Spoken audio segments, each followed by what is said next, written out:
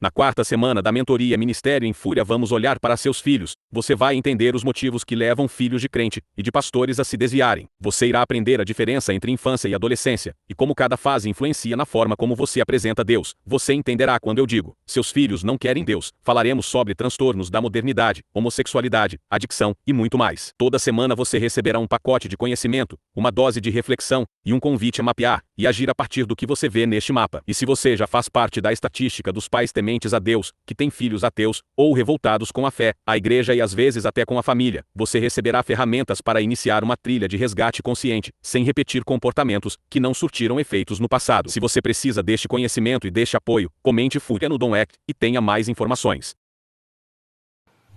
Bom dia, Furiosos. Como que vocês estão? Vocês viram aí que eu estou apresentando o conteúdo que nós vamos ver na quarta semana da mentoria, e ali a gente vai falar sobre filhos, e aí eu quero deixar uma história e eu quero deixar uma dica para vocês. Bom, quando eu era criança, né, eu sou nascida e crescida no Evangelho, mas eu fazia aula de balé, né, balé clássico.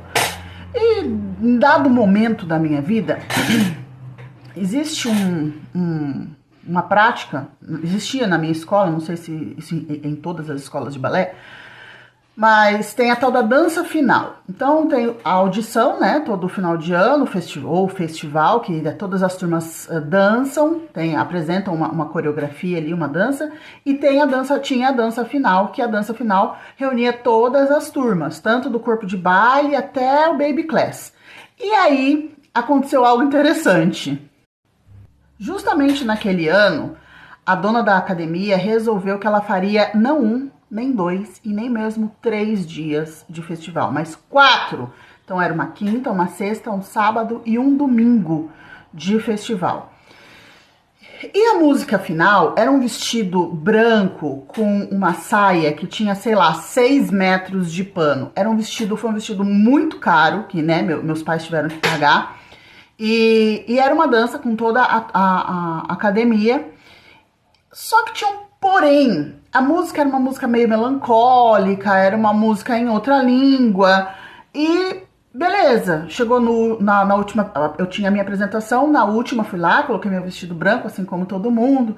Dançamos o vestido com aquela música, foi lindo, todo mundo aplaudiu de pé.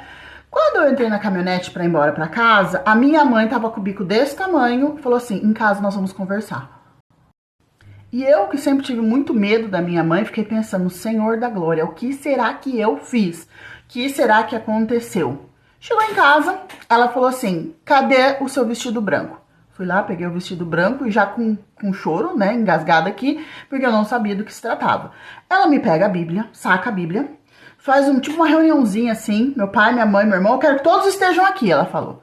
E aí ela começa a falar sobre idolatria, sobre isso, sobre aquilo, mostrou várias coisas na Bíblia e pegou, cadê o vestido? Dá o vestido, põe o vestido aqui no meio da roda. E eu sem entender nada. E aí ela pegou e falou assim: agora, Violeta, que eu falei tudo isso sobre idolatria, o que você acha que você deve fazer? Por que você tá falando isso? E ela falou assim: você acha que tá certo você, nascida na igreja, dançar aquela música? Gente, que música que era?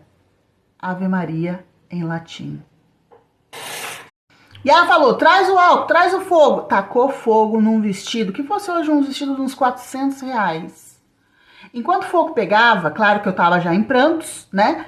E eu pensando: meu Deus, como que eu vou justificar que eu não vou dançar? Porque a escola toda conta comigo. Nos 3 últimos dias, na verdade, como que eu vou fazer? Era a única coisa que tava na minha cabeça. E eu tentando entender o porquê de tudo aquilo.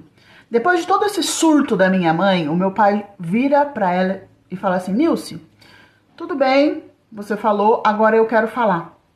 Aí ele falou assim: eu quero perguntar umas coisas pra Violeta. Violeta, quando foi que você fez a crisma?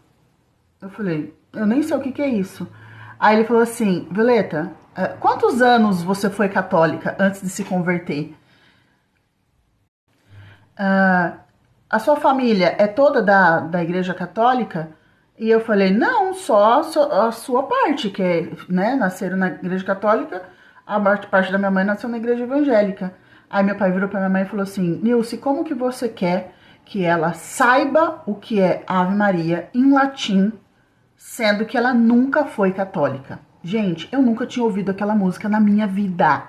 Eu tinha mais ou menos uns 13, 14 anos. Eu não fazia ideia. O que eu quero dizer com isso? Muitas vezes os filhos dos crentes, eles crescem numa bolha tão fechada, tão hermética de cristianismo evangélico, que quando as coisas do mundo aparecem, elas não sabem discernir nem distinguir o que é viável e o que não é viável, o que pode ser feito e o que não pode ser feito. Conseguem entender a gravidade disso? E já deixo um alerta, se você é católico e ouviu esse story, não é sobre o catolicismo, tá bom? É sobre questões de crença mesmo. Mas por outro lado, eu tive um professor na escola bíblica, eu não, né? Porque eu era adolescente e eu andava com as minhas primas que eram do grupo de jovens, e esse professor era do grupo de jovens, que ele fazia estudos. Isso aqui é uma dica agora para você que é pastor, para você que é pai e mãe, né, e que é evangélico, que é crente. Ele fazia constantemente estudos comparativos entre religiões. Quais eram os pontos divergentes entre um e outro? Por que eu, como cristã, que né, Cristo fala pra gente perdoar 70 vezes 7, pra gente amar o inimigo, por que eu não posso, ou eu não vou simpatizar, por exemplo, com as teorias do budismo, que é muito lindo, é muito maravilhoso, né, de altruísta? Por que isso vai contra? Então hoje, olhando para trás, eu também tive uma outra professora, Aldete do Lago, que ela também fazia estudos sobre atualidades, fazendo comparativos com o que a Bíblia diz a respeito daquilo que nós estamos recebendo. Atualidades que eu digo, ela falava sobre música, ela falava sobre filme, ela falava sobre desenho, ela falava sobre produto, ela falava sobre um monte de coisa. Ela não falava muito sobre política, porque nós éramos criança nessa época.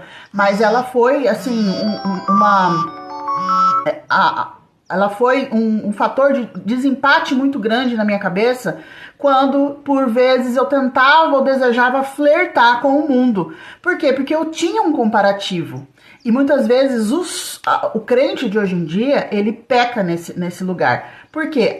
Você tem que aceitar Cristo, você tem que ler a Bíblia, você tem que se conectar com Deus, você tem que ter o Espírito Santo. Tá, baseado em quê? Ainda mais hoje que o pessoal é muito racional.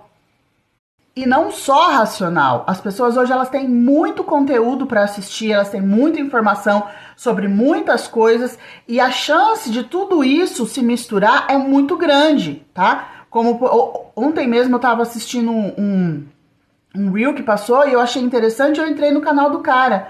O canal do cara, ele fala um pouco sobre o cristianismo, mas ele mistura com várias outras vertentes do ocultismo, do hermetismo, de outras linhas filosóficas do mundo, que se uma pessoa que tem a fé rasa, ou uma pessoa que já tem uma fé machucada com a igreja, com o pastor, com Deus, seja lá com o quê, a chance dessa pessoa olhar para esse post e falar assim: entendi, não tem problema nenhum eu ser ocultista, porque é a mesma coisa que está escrito na Bíblia. Consegue entender?